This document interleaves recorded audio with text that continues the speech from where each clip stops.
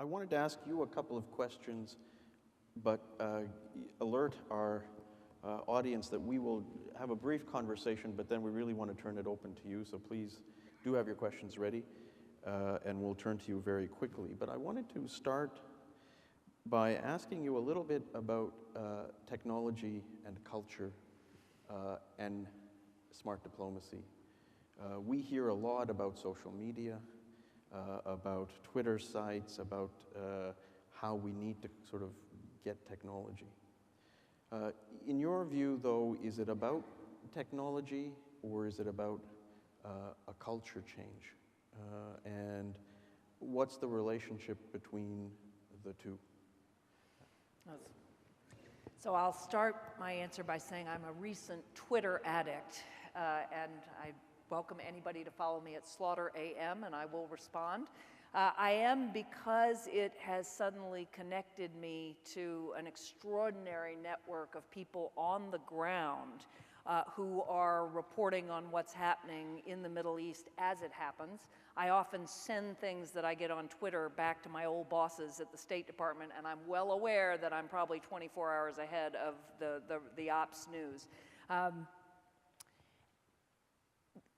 It is, when we talk about digital diplomacy or 21st century statecraft, technology is the easiest thing to point to.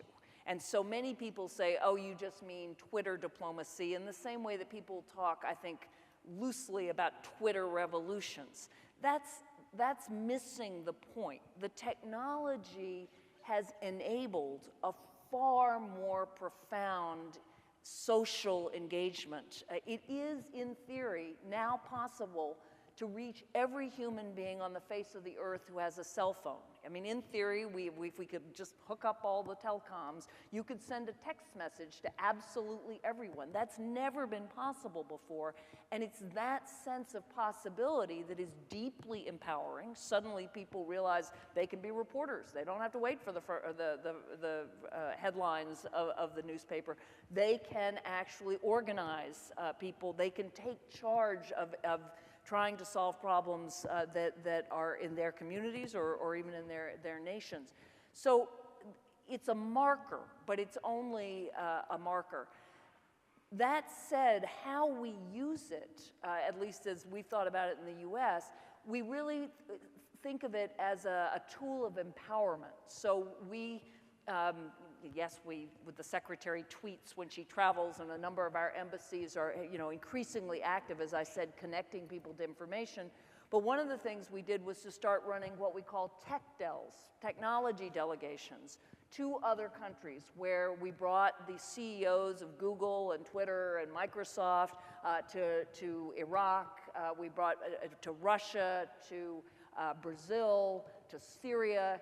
I led a group of 12 women who were who were tech executives quite high up, to Liberia and Sierra Leone to meet with governments.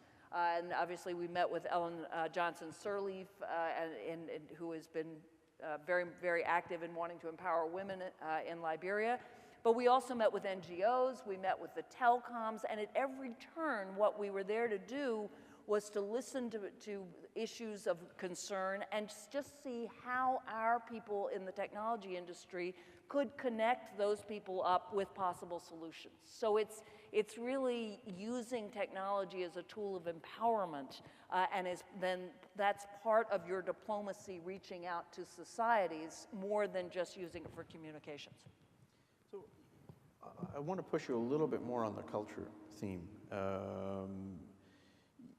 And I guess the question really is, so if it is partly the culture and the technology kind of enables decisions that you take because you're changing the culture, and it's a culture of collaboration, really, and of opening up.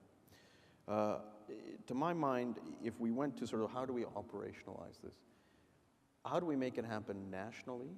And it seems to me that your QDDR in some ways is a real attempt at that, because before we, I think, can even go outside of government, within government, we need to figure out how do we collaborate, how do we integrate. You talked about sort of your list of issues that keep you up at night, all of them require an integrated approach.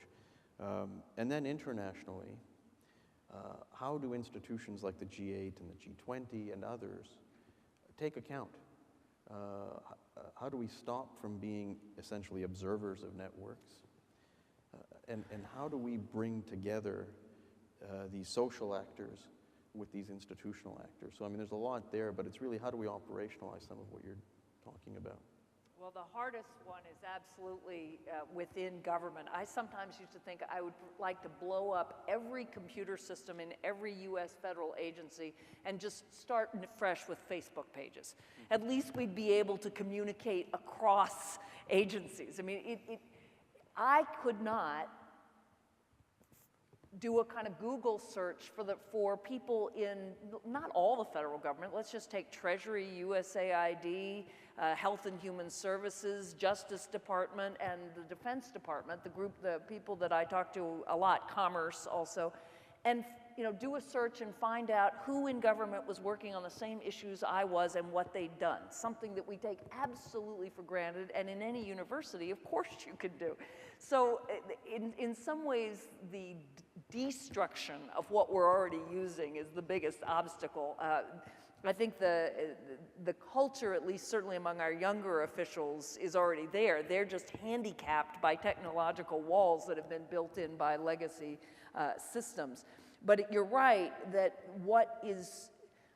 where government is going to have to go, and we see it conceptually, and it's very hard to make it happen bureaucratically, is more like the way a consulting firm is organized, where you have a team that focuses on a specific problem that is assembled from across government, which happens in crises, right? When the White House gets involved, yes, that's called the interagency process in the Situation Room, but it doesn't happen on a more routine basis, and yet we understand, whether you call it whole of government initiatives or interagency collaboration, whatever your terms are, that's the way, it's really the only way we're going to be able to tackle the issues we tackle.